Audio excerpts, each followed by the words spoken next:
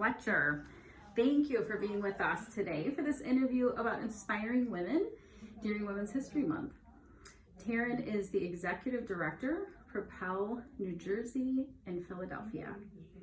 And each of us at American Training Center were asked to pick a woman who inspires them. You immediately came to mind for me. Thank you. Not only for what you've done in the past, but also for what you've been doing these last couple of years.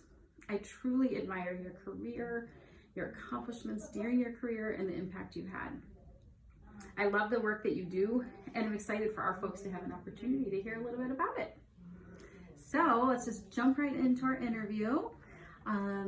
First question I have for you is just if you could tell us a little bit about the highlights of your career. If you can give our listeners a sense of what you've been doing throughout your career and really how that's brought you to what you're doing today. Well, Kim, first of all, thank you. One, for thinking of me. You too are an incredible woman, and I'm sure you are just surrounded by many of them. So to be a part of that circle and you considering me is something that is near and dear to me. I really appreciate that, and being a part of this club that you two are in. It's really an honor to share my story and my work, and it's kind of what I'm really focused on doing in this next leg of the journey for me. And so, I like to tell folks I was born in the classroom, but not literally.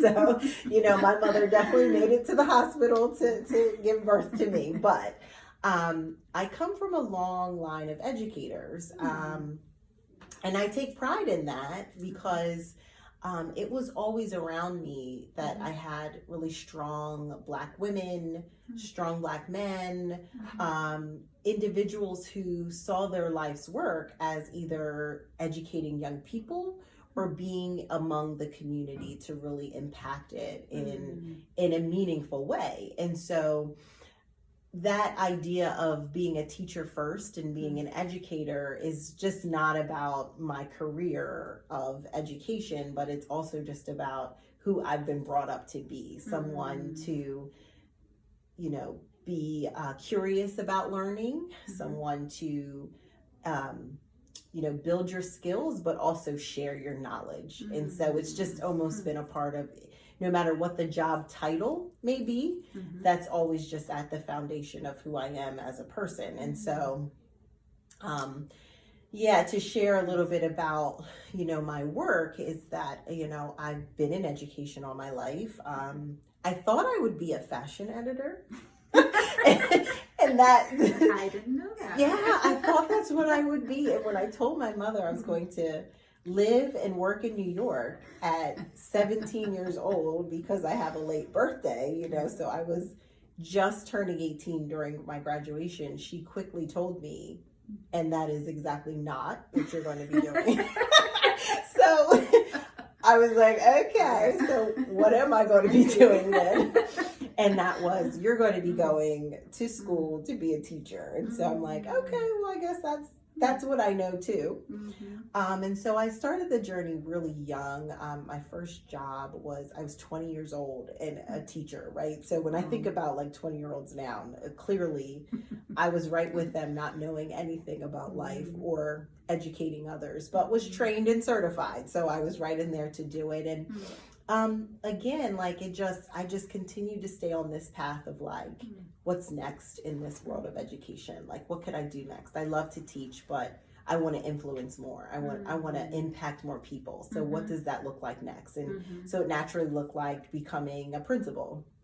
And so, once I got a chance to do that, and my very first experience being a principal was one that I probably look back on that if I had really researched my very first principal job, I would have made it one that might have been a bit easier and smoother. But my very first principal job was actually turning around a failing school that had over 9 years of not making academic progress. The middle school was one of 3 in Philadelphia on the persistently dangerous list, which meant you had at least 24 weapons and drug offenses for the school in 1 year. Wow. So me being eager of just wanting to get to that next, journey.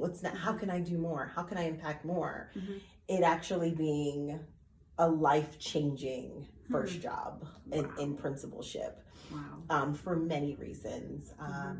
And so what I can say about that experience was that really has catapulted this career of seeking to be more culturally responsive and be responsible for the influence of a culture or the change that you have with a community of people so that they still feel valued and worthy comes back to that first principal experience.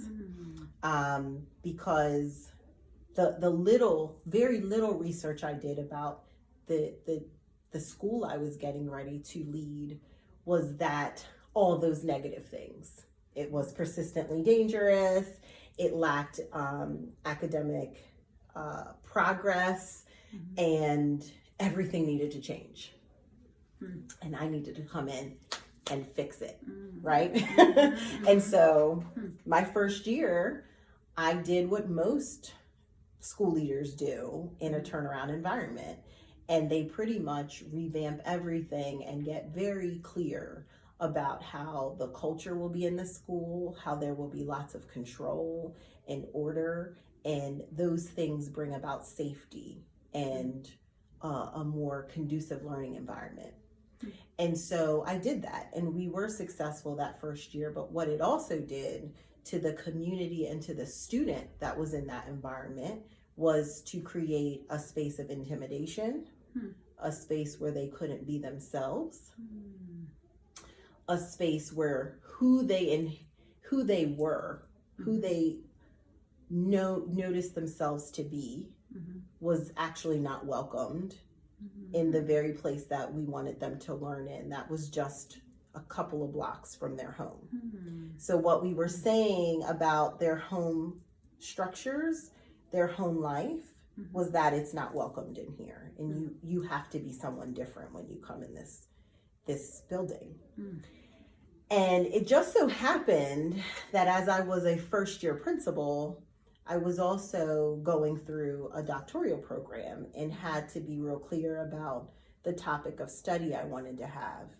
And again, just my background and just being interested in creating a space where people feel valued, I was learning about that and quickly realizing that I was not creating that space. So as I was learning, I had to do some reflection on whether or not I was creating the school that I actually wanted my own children to be in. And the answer was no.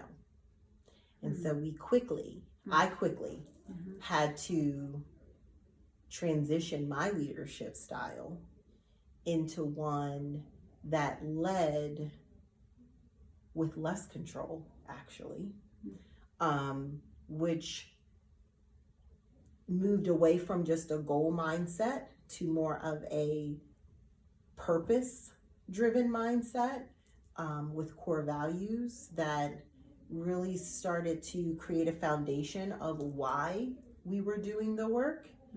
And really, that's where the line was drawn in the sand of us serving and not saving. And originally, I think the leadership was much of, let me save you because you all don't know what you're doing. And I do. Coming from across the bridge, I know what's best for you. And in fact, I was probably a part of a culture that was further marginalizing them and needed to quickly revamp. And so that's when everything changed. It changed to then be a school that was still transformational, but transformational in a way that honored and valued the people that we were there to serve. And we then became of the community, a hub of the community, and not one that was just placed there and serving as visitors because this was their place. We were the visitors, and we had to actually become welcomed by them. And, before then, I was honored by City Hall. I mean, it was really some transformational things that happened, and that's where that award-winning title kind of comes from.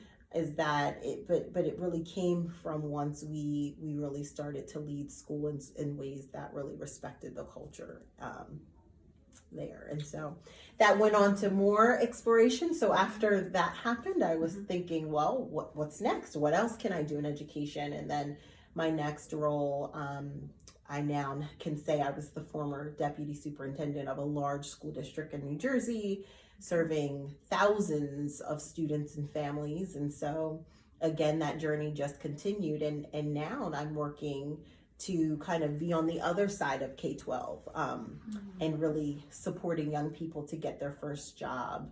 And now I'm just not looking at how can we value you in the school system, but how can we help you have a life of value and worthiness as you transition into your career. And so okay, that I'm sure we could actually spend an hour, right, talking about your whole career, but that definitely gives the overview of it. And so it makes me wonder then, because I know one thing I'm very excited about you is that you've just recently written a book. I did.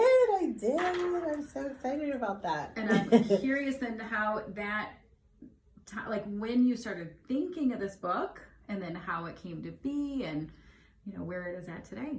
Yeah. So, throughout the journey, I really fell in love with the learning and personal transformation that I went through in becoming the leader that I wanted my child to have in their school. And that really started to become the guiding light. Like, am I creating a school that I want my children to go to? Is it safe for my Black children? Because if it's safe for my children, then it's safe for theirs, for someone else's children. And if it's not okay for someone else's children, then it's not okay for mine, right? So just really being able to put yourself in someone else's shoes to ensure you're really doing what you would have wanted done for you and your loved ones started to be my guiding light. And it is still to this day. And so as then my role evolved from leading a school to coaching leaders to lead their schools, to then working in organizations to lead their organizations in a way with cultural responsibility, I just started thinking about what my big goals would be. And so again, just that understanding and that lineage of sharing learning, a book just felt like my natural way to leave part of a legacy on this planet, so it just, I'm not good with social media. Like, I almost wish I could go and say this powerful tweet, but it takes me like 10 hours, I feel like, just to figure out, do I want to use this verb or, and by then the moment is gone. Because that's how Twitter is. Like, that social media is like, if you don't do it now, it's gone. So I figured, let me write a book where it's a slow burn, right?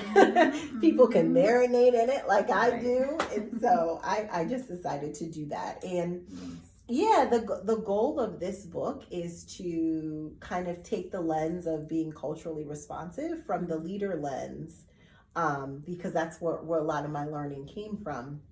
And thinking about the personal action steps we can take, the action steps you can take if you're leading a school or organization, and then the action steps that I would say on the ground people would take. Like, so the teacher, the counselor, the coach, what are those steps that you can do right away? Because the book is imparting knowledge, but then awareness is just simply not enough. My book and my work is to go beyond awareness to action. And I use a theme of know better, do better behaviors throughout the entire book, because it makes me think of Maya Angelou when, her whole quote on knowing better and doing better. The premise behind that is, you do what you can do right now, but when you know to do better, you should do better, right?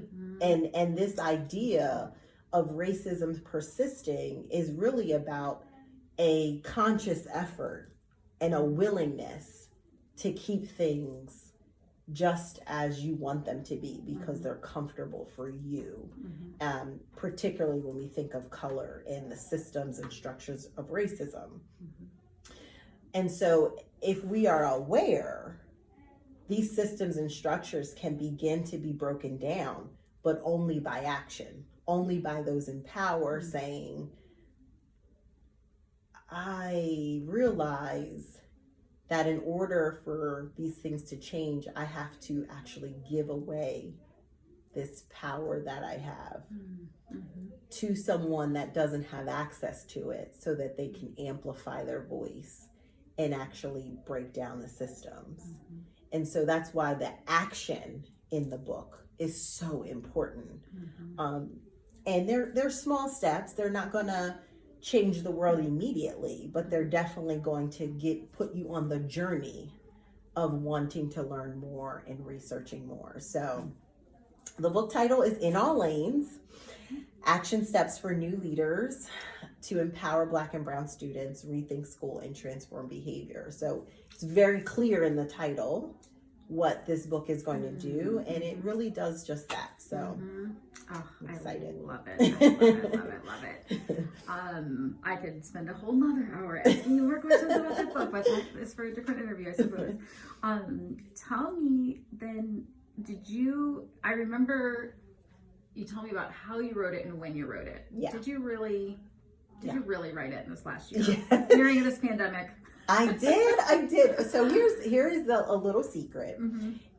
The book and the premise behind the book is definitely aligned to the passion that I have and also the research I did with my dissertation. Okay. So there's already a bit of knowledge and expertise I have. Okay. And so this is a tip for anyone interested in writing a book. Write about what you know. Write about what you know. Because it allows you to have very immediate wins in the writing process. And so I took that advice. I wrote about something I knew. That makes sense. Yep. And so, but I absolutely did. I was homeschooling. I had a new baby in the middle of the pandemic. My son was born in November of 2019. So, by February of 2020, we were talking about a shutdown, and by March it was desolate, right? So there was no coming to visit and help me with the baby, right? It was none of that. It was homeschool, your kids are home, everybody's home, and in the middle of the night I couldn't sleep, really. I mean, it was so much on the news, and you had George Floyd and Breonna Taylor, and how many more names can we add to the list? We had so much to consume by our television because there's nowhere we can go. And so, again, many people took to social media, and there were so many conversations. Some of them were very good. Some of them were all out wars on social media, and I couldn't fit into that. I couldn't find what am I going to jump in and say? And it was frustrating. I had so much what I felt like was knowledge and experience, and that I innately wanted to share, but couldn't get in. So I thought, I'm just going to write a book. And I wrote it in the middle of the night. I really did. And when people are like, how did you do? Weren't you tired? And I'm like, I was, but I don't know how it actually happened, but I did. And so I started the writing process in about March officially. I had a rough draft written in 30 days. And it was a jumble of a rough draft. So, and I published the book in less than a year. So, and it's now, I'm one of those Amazon book authors now. Wow. Well, as an educator, I can't thank you enough for taking that time and the dedication and passion of yours and putting it into words, because it's so important for all of us to hear. And I think that from hearing you and about you, I think it would be easy for people to understand why you came to mind so quickly for me as someone that I admire. Even, from not just the depth of your book and the way that you're addressing these topics at such an important time, but just you as a human. You know, like I remember first meeting you and hearing the stories and understanding of you know, what you did. Having 3 kids, I have 3 kids myself, and doing it during these incredibly challenging times. And so I just really can't thank you enough for you know, directing yourself in that way. Thank you. Thank you really for inspiring me as a person, inspiring me as an educator, as a thinker, as a mother, and as a woman. Thank you so much. Our world needs people like you. Oh, so thank you for your great work. I appreciate that. I mean, a mother of 3, like, could we literally talk for not even hours, days about our stories? I feel like 3 is like, you know how you're not sure if you're done? Oh, I don't know. Like, not everyone has children, right? So I shouldn't assume. But there is a moment, I think, as a mother who has decided to mother other people, right? You think, could I do one more? Like, I think that's in everyone's thought. Like, I officially know 3, I cannot do anymore. Like, I actually know it's not like it's a hard stop. And you know, my last journey was the most unique because I learned at 13 weeks, and I share this in the book, I learned at 13 weeks that I was having a baby with a disability. So my son has Down syndrome. And so that made this pregnancy, that made this pregnancy so different in that at 13 weeks, as I was learning I was having a boy, like having a son, I was also being asked, do I want to terminate the pregnancy? And that had never happened to me before. Wow. And so I'm like, there was this space of joy, like I'm going to have a boy, and like, wait, but you're asking me, do I want to still do this because of this new information? And so I share my life in this book because I want the stories to be relatable, because I find that my actual world is very bicultural. Like I have lots of dynamics and layers to me as a Black woman, and that is no different to the layers and all the dynamics you have in your home as a white woman, right? So there was this idea that I wanted to try and communicate of likeness, of understanding, and to build a humanistic side to being a person of color, because I don't think that's often publicized. You know, there's a very monolithic idea of Black people, but I'm a Black mother, mothering a child with disabilities. I have a Black son. My kids are in private school. My family comes from a long line of educators, but I very much understand poverty very, very well.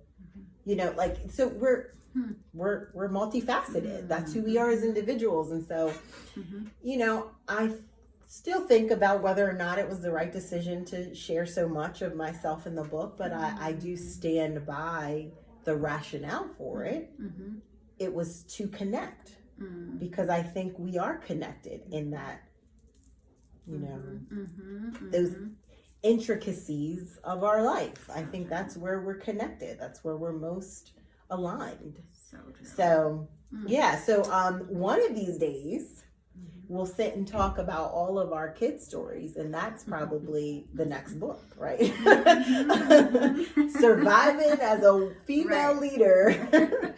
So true, right? Raising these kids, you know. So I love it. Thank you so much for just thinking of me again, because I'm sure we could just flip this camera and do the same interview just on a different person. Definitely not. Well, I really appreciate the last thing you said about the book too, and having the privilege of having been able to read that manuscript. Launch team member. That's right. completely agree with you in terms of like the ability, the connections in it, and it was so relatable, and I appreciate so much that you were so vulnerable as a person putting yourself out there, and I truly think that everyone should have a copy of this in their hands. So I don't want to finish our interview without saying real quick, just if you can give information about how people could get information about you or about your book if they would like to get a copy of it. Yes, so I'm officially on Amazon.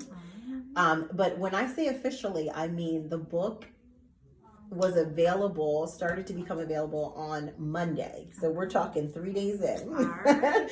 Hot off the press. And so what that means too is like on Amazon. So Amazon sells 80% of the world's books, right? So wow. Everybody is on Amazon, right? So when you drop a book, again, just knowledge that I have because I did this, when you drop a book, the dust has to literally settle in the Amazon world. And so Monday and Tuesday, the only way you could find the book is if you literally typed my first and last name. Okay. All right. Because it was like the way I kind of came up from the dust. Eventually, by way of launch team members like yourself, and I have over 100 people on my launch team, which I'm so blessed because they said yes to me and they said yes to the topic, and that is so important. They said yes, I believe in what you wrote about just as much as you do, and I want to read it and give you feedback, and all the feedback so far has been phenomenal. And so folks like you will be writing a review to kind of give new readers who know nothing about me the sense of, is this something that I should also read? And so grateful to you for that. But you can actually type my first and last name. If you can't just put in the title, In All Lanes. If you put in all lanes and nothing comes up, put in Taryn Fletcher, and then it will. I think by the time this interview becomes available, I think it'll be an In All Lanes search would be fine. But outside of that, I do have a website that shares more information about the work I do and a little bit more about myself. And so that's www.teachourfuture.com. And really, the message is in the domain name.